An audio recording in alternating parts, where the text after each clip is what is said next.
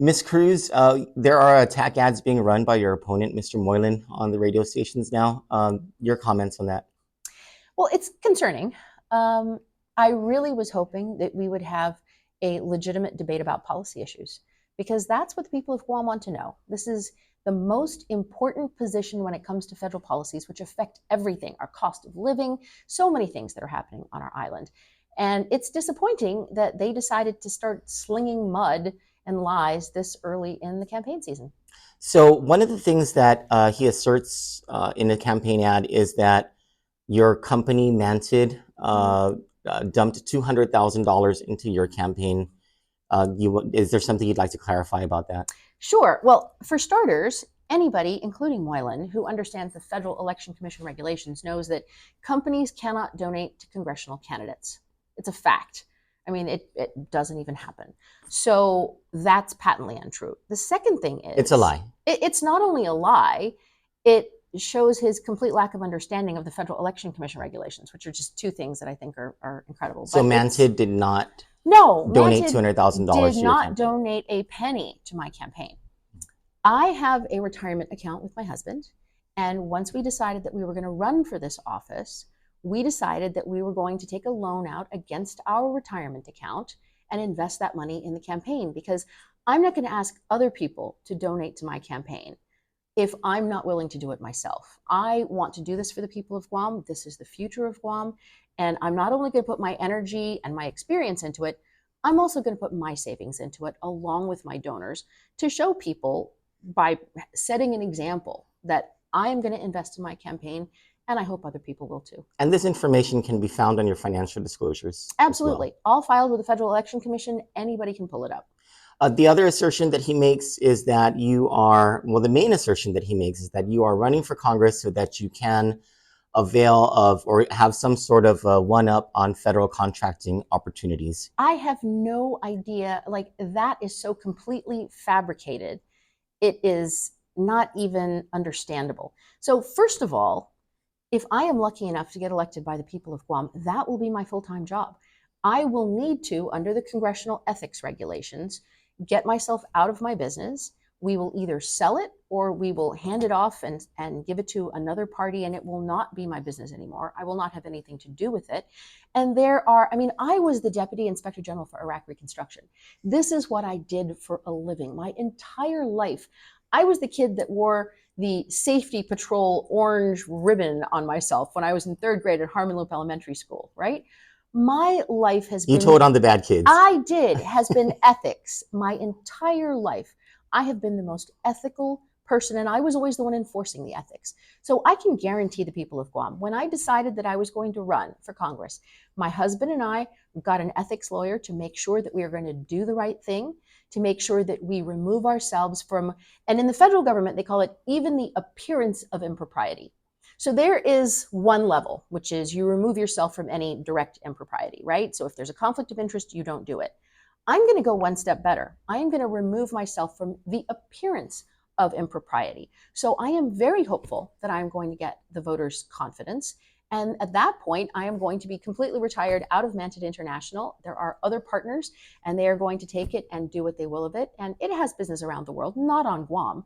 So it will continue on its own completely without me and without my husband. The nexus that he uses to make the accusation, I don't understand the connection, but maybe you can shed some light on this. Mm-hmm. The nexus he uses is a malware contract, supposedly with federal funds regarding debris removal. You want to say anything about that? So I do not hold any contracts with the federal government. Manted International has never held a contract with the federal government. Oh, okay. And so, I mean, we actually, at the beginning of the Mawar recovery, we were talking to various companies who were coming into Guam. We weren't even working for them. They were just asking if we knew people who could be hired to help up with the cleanup. So we were telling the FEMA guys, we were telling the governor's office, hey, there's these companies that FEMA's bringing in and they're looking for people to hire. I was literally passing along the information to help get the island cleaned up. It had nothing to do with my business. It had nothing to do with anything else. And we literally do not have one single contract with the federal government, never have, currently don't. So he's literally making these things up. And the thing that I find disturbing about it, though, let me talk about Mair just for 1 second here. Because at the time of Mair, I almost immediately came up with this idea that it was the perfect time to ask to put Guam's power underground. I remember that. Because you have the Navy, you have the Air Force, and we got really excited. I called up Simon Sanchez at the Utilities Commission. We started to work on it. We talked to the governor, we talked to the chamber. I even talked to Congressman Moylan, right? Moved forward. The Guam Power Authority did a great job. They pulled it together. They went to FEMA, and they're really trying to move this forward. And do you know what I've heard now that is the most disturbing thing? I heard that Moylan's office, on purpose, is trying to stall getting Guam's power underground because he doesn't want Ginger to get the credit. How sad is that? That you would rather see the people of Guam not get our power put underground and not push to get the funding that the people of Guam need because you want to win an election and you don't want the person running against you to look good? I mean, that's kind of classic, but that's what we're up against. Did you hear this from federal sources? I actually heard it from people at GPA who said that they go into these meetings and that the congressman's office is missing in action and is not supporting what they're doing. I'll follow that with the congressman's office. Thank you for that. So, all right. I know that candidates typically prefer to present themselves as the underdog, but there's a poll that shows that you're the furthest thing from the underdog. There's a poll that shows that you're the front runner in the race. So with that in mind, are you surprised by these attacks? How do you feel about Congressman Moylan's character and credibility after hearing these attacks on the radio? So I've spent a lot of time really studying his office because now we're in the general election, and I wanted to understand why there have been so many critical failures that have come out of the Washington delegate office, right? The loss of compact impact funds, the fact that we were not able to get the downwinder compensation through the House, even though it made it through a bipartisan Senate, and so many other things, right? Bills to nowhere, just amendments that are thrown in there and then they're found non-germane, so they're thrown out. And I'm like, why is the office failing? And the deeper that I dig, the more I understand that there are some deep structural failures of that office, which mean they don't have a plan. They don't have an office that is organized to be able to do the work of creating legislation and getting solutions for the people of Guam. And so without a plan and without the ability to do the work that you're supposed to be doing in Washington, am I surprised that the only thing that they can do is throw mud and lies and try and make me look bad and create all of this negative campaigning about me personally? I'm absolutely not surprised. Because what is it that they could say? I mean, if he actually, when you go to look for his website, his campaign website, it says Jim Moylan for senator. He doesn't even have a Jim Moylan for Congress campaign website. I mean, if he's serious about his job, right, you cannot use your official office to campaign. That's a huge ethical violation. And by the way, the Ethics Committee in the US Congress is currently investigating that exact allegation. So if you're serious about your job, then you need to have serious people, you need to have a serious plan, and you need to be able to not only demonstrate results, but also explain what's your plan? What are you doing for the people of Guam? And if you can't do that, and the only thing that you can do is throw mud at me, then I'm not surprised that the people of Guam are smart voters. They are looking at what the options are, and I hope to goodness that that's what the polls are reflecting. The polls, I hope, are reflecting that the people of Guam are smart. They are looking at this as a job interview. And I hope for us, for all of us, that the decision that's made at the ballot box on November 5th is the best decision for the people of Guam. Can we go back to something that you just raced through, saying that I think we may have buried the lead here? Sure. An ethics investigation into Mr. Moylan's office? Does this have to do with the campaign, the campaign-looking commercials that are being paid for by the federal government? What's going on? So there are several allegations that are swirling. And of course, because it's in the process of being investigated by the Ethics Commission, nobody will talk about the specifics. But I have spoken with at least 6 people that have worked in that office or are currently working in that office and received, independent verification on my own that there are ongoing investigations into allegations. I'm not saying that it's adjudicated. I'm not saying that, they'll be found correct or not correct. But I do know that there have been allegations. I do know that they are active. And I do know that people in that office have been questioned by investigators from the ethics committee. I will follow on that. Thank you. All right. This morning I reached out to Bobby Stringy, who is the chief of staff for Mr. Moylan, and I asked him about the commercials, and I said, how do your accusations hold water when members of Congress are forbidden from participating in federal contracting? And his response to that was that because you would have information ahead of time, you would be able to influence outcomes, and that's how you would be able to enrich yourself. You want to comment on that? So there are federal laws. There are 541 members of Congress, all of the senators, all of the representatives, all of the territories. And all of us have spouses who have jobs. All of us came from one thing or another, many of us from the private sector. There are laws in place that protect against that. But beyond that, I am 59 years old. My entire career has been impeccable. Everything I have ever done has been demonstration of the highest level of ethics, the highest level of integrity. I have held top secret clearances. I have held the faith and trust of the United States government, and I stand by that. My reputation is clear. I cannot say that for a lot of the other people that are tossing around these types of allegations. So for them to sort of act like, oh, I'm just like everybody else that, has some skeleton lurking in my closet, I can guarantee you there are no skeletons. I do not have a closet. I am an open book. I am transparent. And everything that I have done, I have stood up to bullies. Have I been accused of things? Of course, because when you stand up to bullies, people throw garbage at you all the time, which is why I say we use the truth to take out the trash. But anything anyone wants to ask, any wild accusation or garbage that people are getting on their WhatsApp messages or they're hearing from somebody, I have headquarters right across from Malupang Beach Towers. I am happy to talk to anyone. And you know what? After 59 years, another thing that I do, I keep records. I have records, I have documents, I have people that you can call, because I also know sometimes you need more than your own word, you need the actual proof. And I am happy to provide proof to anybody. But one thing I can guarantee all of the voters of Guam, I have and will always maintain the highest level of ethics. And if people give me the honor of representing them in Washington, D.C., not only will I be ethical, I will actually be effective, unlike the current office. Thank you for bringing up the so-called garbage that swirls on social media, because where campaigns are unable to make these garbage-like accusations, they happen in rumors and in water cooler talk. And so I wanted to ask if you can address two of those things that swirl. One is the Inspector General report that your detractors accuse you of mishandling billions of dollars in your former position in Iraq. And the other is that you're a witch. Can you address both of these?